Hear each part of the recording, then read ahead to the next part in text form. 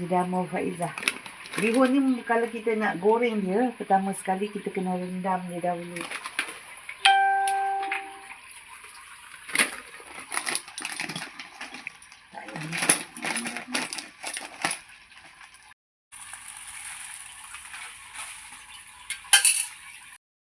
Buat bihun ni, bahan-bahan yang perlu dikisar: cili kering, bawang, bawang putih dan udang kering. Kalau ada memang kenalah. Tak ada udang, kita bubur ikan bilis. Bahan yang dikisar tadi, bismillahirrahmanirrahim.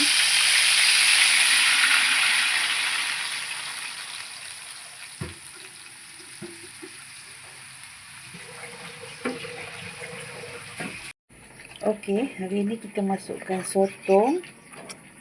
Potong-potong sikit sotong ni.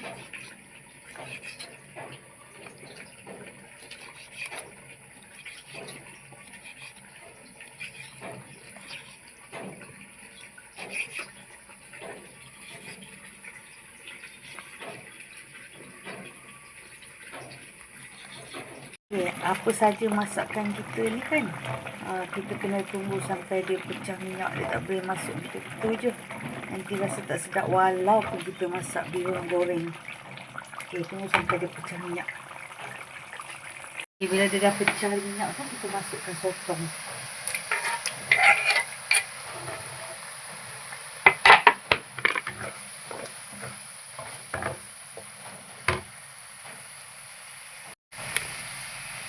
Tang ni pun jangan dibuang.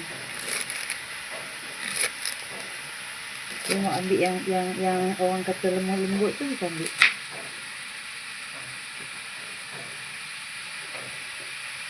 Masuk batang sawi.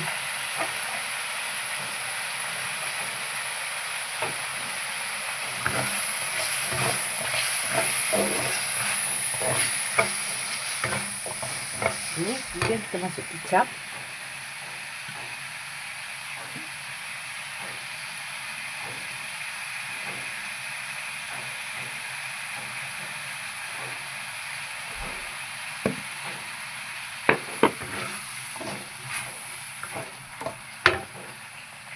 Kita masukkan udang.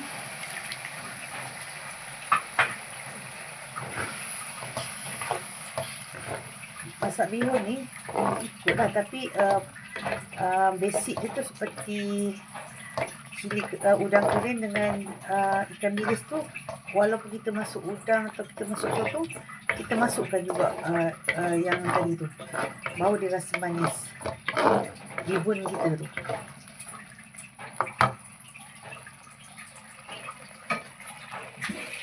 Air sikit je sebab bihun tu kita dah rendam, jadi kita masuk air sikit je. Jadinya orang masukkan gula.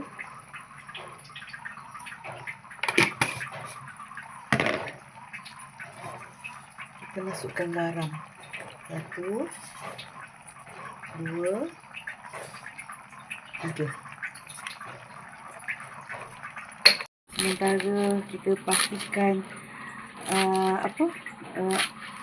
tadi bahan-bahan kita tu yang kita dah masukkan air tu mendidih. Dia kalau kita nak tahan lama, kalau kita nak bawa pergi jalan mana-mana, pastikan dia mendidih macam ni. Mendidih macam ni.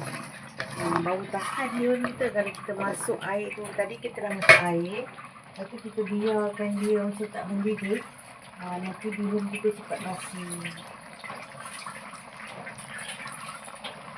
Okay, kita masukkan bihun.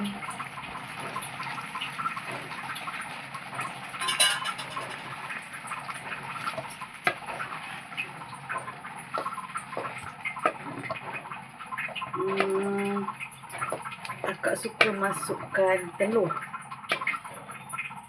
Dia waktu-waktu macam ni, dia masih ada kuah lagi tu, kita masukkan telur. Jadi masakan bihun kita special lagi buat sikit hari ni. Ada udang, ada sotong dan ada telur. Kita akan masukkan telur.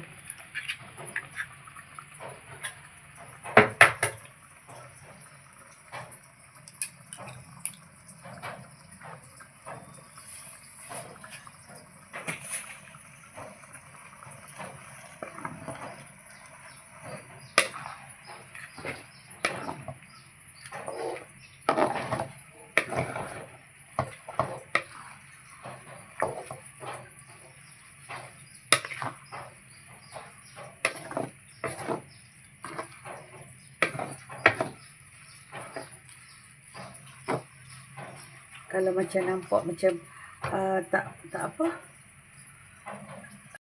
Okey, kemudian kita masukkan sayur.